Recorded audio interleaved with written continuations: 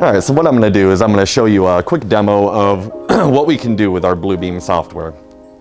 So what we have is basically what would traditionally be a paper red line that a designer will be using to meet with a client. In this case, we're obviously in the digital format using our Bluebeam program.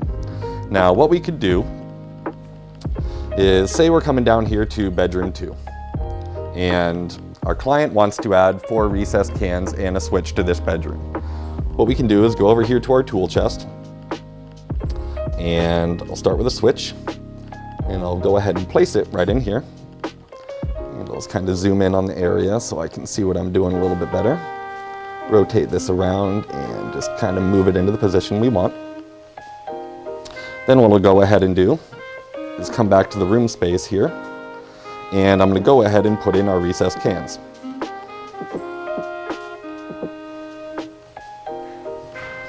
Alright, so now I have 4 recessed cans within the space. Now what I'm going to do is go ahead and tie them together.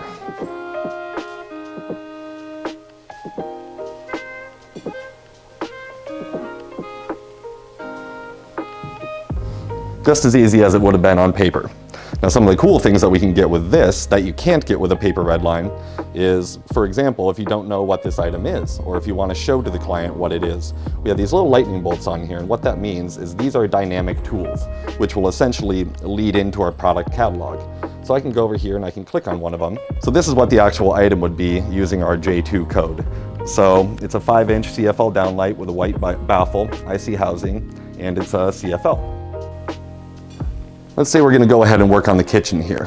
And especially now, a lot of people are doing a lot more with their kitchen, whatever purpose may be, whether it's entertaining, whether it's prep, however they want the lighting to be in their kitchen, people are starting to do a lot more with it. Now, they might not exactly know what to do. So what we have in here, we also have a render library. And these are photorealistic 3D renderings of different lighting techniques.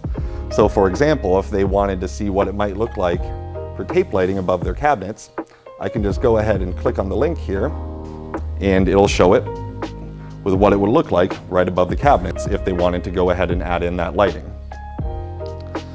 Now, without going too far into it, what we'll go ahead and pull up here is our markup list. So you can see the items that I placed before. I have a switch, and I have 4 J2 5-inch cans in here, and it's reading those in bedroom 2.